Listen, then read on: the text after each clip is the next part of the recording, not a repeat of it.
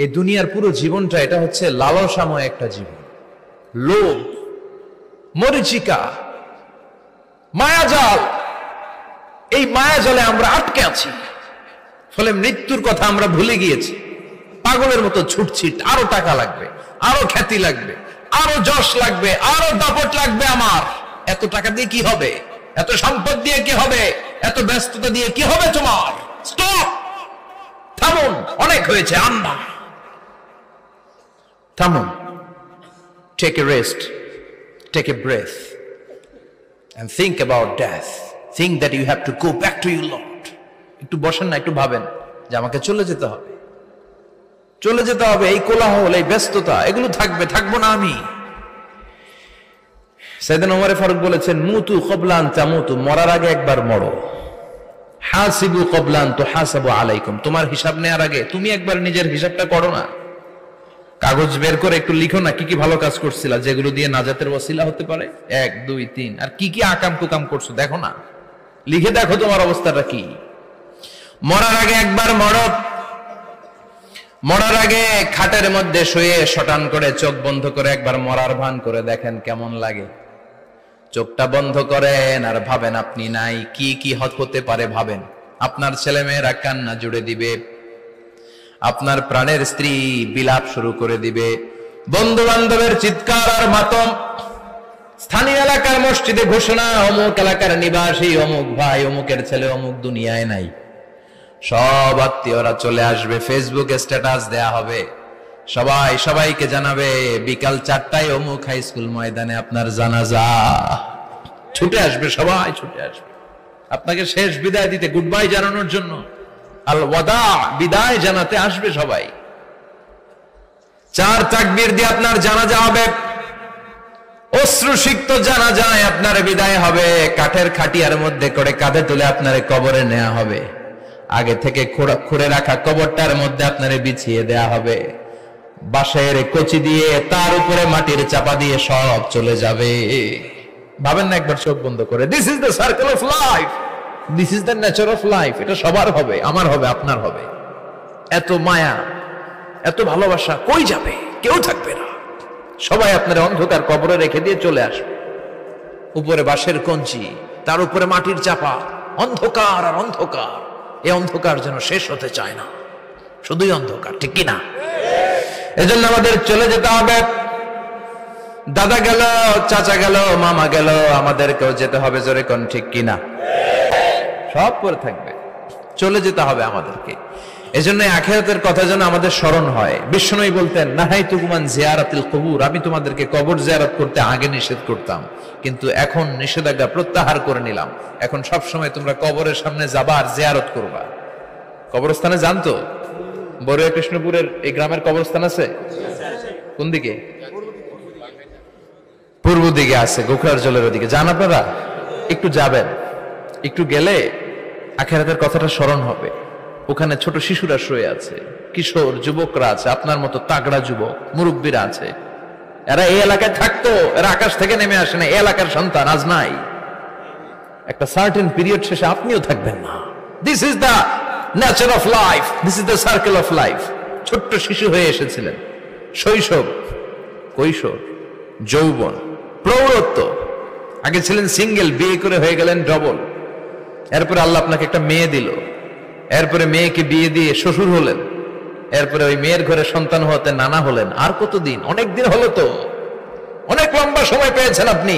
Think about death. এবার যাওয়ার কথা ভাবেন, আখিরাতের সামানের কথা ভাবেন, ফিরে যেতে হবে।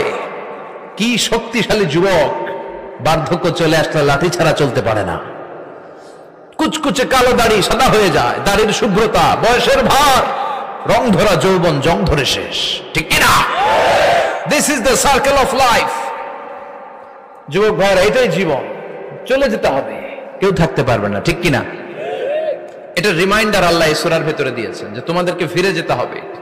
এই লোভ লালসা ছেড়ে দাও। রব্বুল আলামিন বলেন, আলহাকুমুত তাকাসুর হাত্তা যুরতুমুল মাকাবির। ও গোলাম, দুনিয়ার সম্পদ, লোভ লালসা তোদেরকে পাগল বানিয়ে দিয়েছে। এই লোভ পাগলামি কোনোদিন তোদের থামবে না যতদিন না তোরা কবরে ঢুকবি। ঠিক কিনা? কার কথা? আল্লাহ বললেন দুনিয়ার সম্পদ আর লোভ আর মোহে তোমরা গাফেল হয়ে গিয়েছো, আখিরাতের কথা বেমালুম তোমরা ভুলে গিয়েছো। কিন্তু আখিরাতে তোমাদের যেতেই হবে, কবরের বাড়িতে তোমাদের ঢুকতেই হবে। ঠিক কিনা? যেতেই হবে। আমরা ভুলে যাই। আলহাকুমুত তাকাসুর, অতিরিক্ত পাওয়ার লোভ, বেশি বেশি খাওয়ার লোভ, বেশি বেশি জমানোর লোভ মানুষকে গাফেল বানিয়ে দিয়েছে। এটা মানুষের স্বভাব। আরো চাই, আরো চাই, এই স্বভাবটা আছে না নাই? এত লাগবে কেন তোমার? চাহিদার কোনো শেষ নাই। Unlimited demand of human being.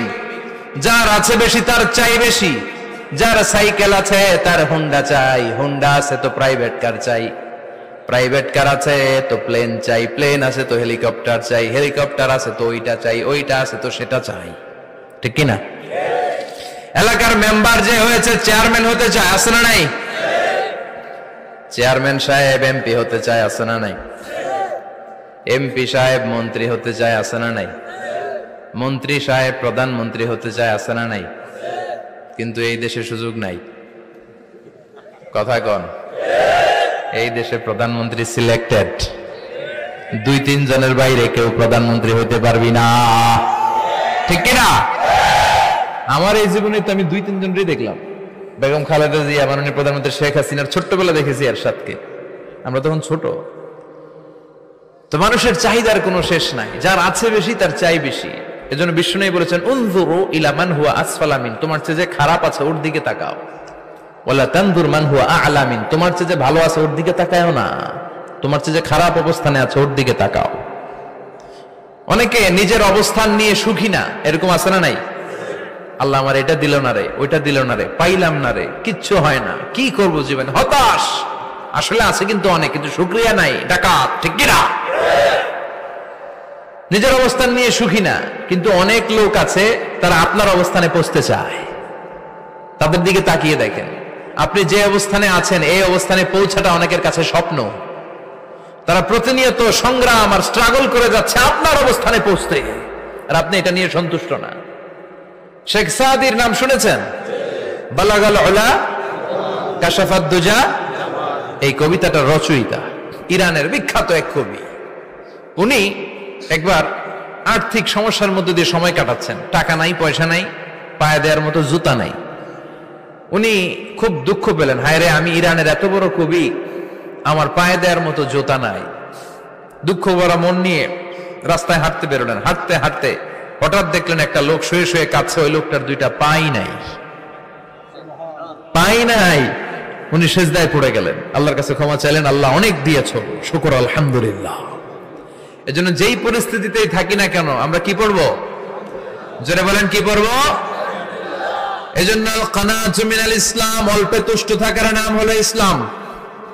সম্পদ লাগবে কিন্তু সম্পদের পাহাড় লাগবে না। ঠিক কিনা? অল্প খান, অল্প পড়েন, অল্প জামান, অল্পের ভেতরে বরকত ঢুকাইয়া দিছে কে?